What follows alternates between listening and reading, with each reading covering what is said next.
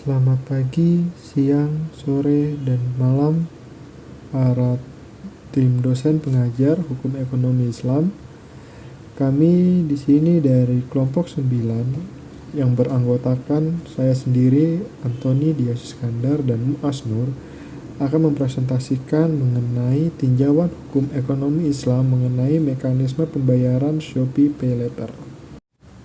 Tentu saja kita sudah tidak asing lagi dengan salah satu aplikasi belanja online terbesar di Indonesia yang tentunya sangat digemari oleh para anak muda dan milenial, yaitu aplikasi Shopee. Sebuah aplikasi belanja online yang sangat rajin mengadakan flash sale tiap bulannya yang dimulai dari 1.1, 2.2 hingga 12.12 dengan promo menarik dan cashback yang sangat menggiurkan. Misalnya dengan promo gratis ongkir atau misalkan cashback hingga 30 dan 50%, tentu itu sangat menarik para kaum milenial atau anak-anak muda untuk belanja di sana dengan harga yang murah sesuai dengan budget mereka.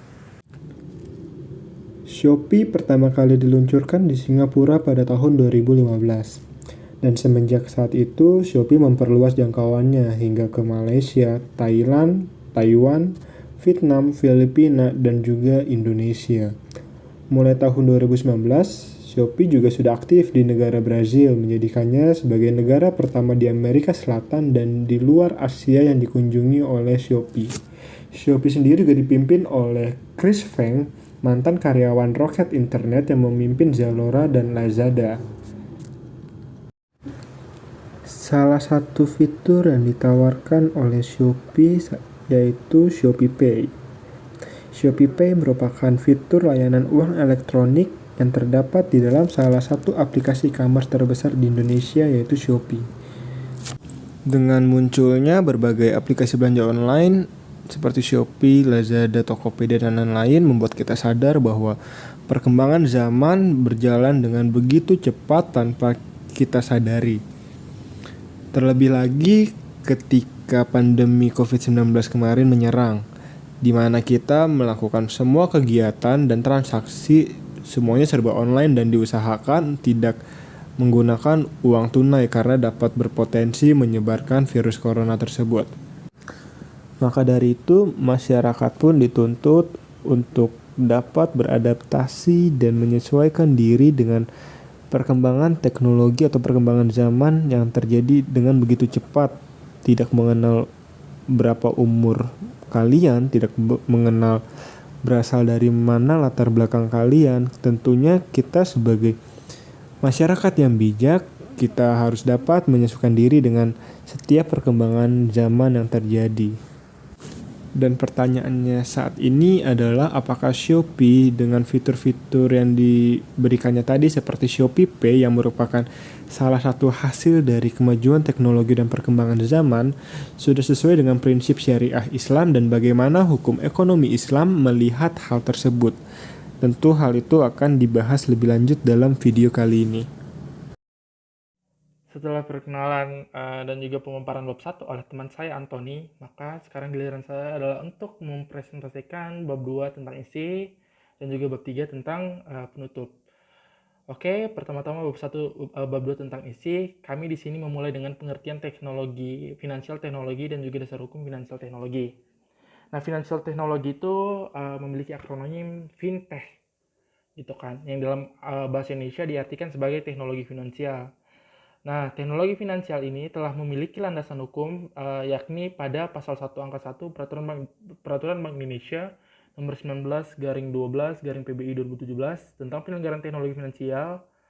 Di situ diartikan bahwa teknologi finansial adalah penggunaan teknologi dalam sistem keuangan yang menghasilkan produk, layanan, teknologi, dan atau model bisnis baru serta dapat berdampak pada stabilitas moneter, stabilitas keuangan, dan atau efisiensi, kelancaran keamanan, dan keandalan sistem pembayaran.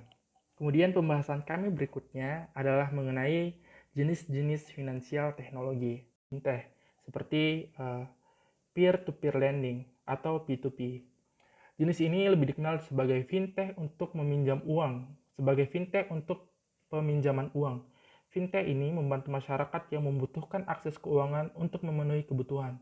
Dengan fintech ini, konsumen dapat meminjam uang dengan lebih mudah untuk memenuhi berbagai kebutuhan hidup tanpa harus melalui proses berbelit-belit yang sering ditemui di bank konvensional.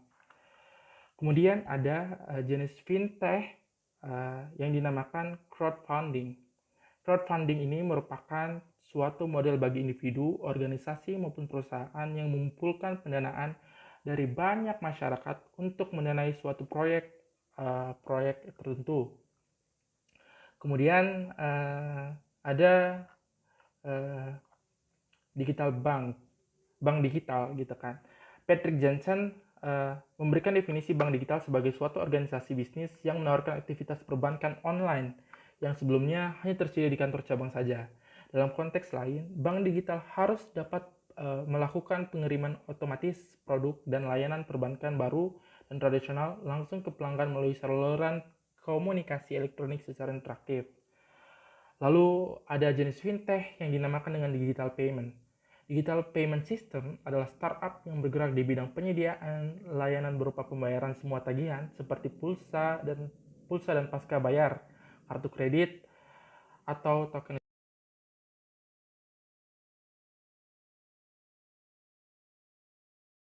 listrik PLN.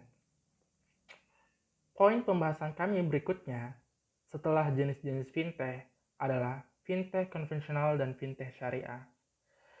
Pertama, mengenai fintech konvensional. Secara umum, financial technology dapat diartikan sebagai sebuah inovasi teknologi layanan dalam transaksi keuangan. Menurut Peraturan Bank Indonesia Nomor 19/12/PBI/2017 tentang penyelenggaraan teknologi finansial dan teknologi finansial adalah penggunaan teknologi dalam sistem keuangan yang menghasilkan produk, layanan teknologi, dan atau model bisnis baru serta berdampak pada stabilitas moneter, stabilitas keuangan, dan atau efisiensi, kelancaran, keamanan, dan keandalan sistem pembayaran. Ruang lingkup dalam finansial teknologi ini yang wajib diikuti oleh entitas bisnis adalah mulai dari pendaftaran, regulatory sandbox, perizinan dan persetujuan, hingga pemantauan dan pengawasan. Pembahasan kami berikutnya adalah fintech syariah. Sebenarnya fintech konvensional dan juga fintech syariah ini tidaklah jauh berbeda. Pada dasarnya fintech syariah ini yang membedakan dengan fintech konvensional adalah pada fintech syariah menerapkan perjanjiannya itu bukan seperti fintech konvensional, melainkan didasari oleh akad-akad Islam atau perjanjian Islam. Syariah Islam. Yang membedakan antara fintech konvensional dan juga fintech syariah tentunya adalah fintech syariah mendasari kegiatan operasionalnya dengan prinsip syariah, yakni menghindari operasional dari fintech syariah dari riba, ghahar, dan maisir.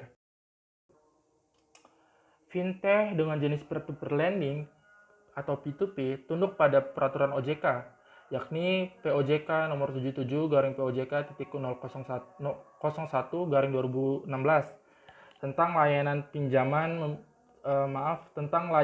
pinjam meminjam uang berbasis teknologi informasi. Mekanisme P2P ini setidaknya mengenal beberapa pihak, yakni pihak penyelenggara, pihak penerima pinjaman atau pihak yang berutang, dan juga pihak penerima pemberi pinjaman atau pihak yang berpiutang. Sangat disayangkan dengan kurangnya fintech syariah dan kurangnya kerjasama fintech syariah dengan beberapa e-commerce membuat opsi pembayaran yang dilakukan oleh konsumen menjadi terbatas, khususnya bagi konsumen umat beragama Islam di Indonesia.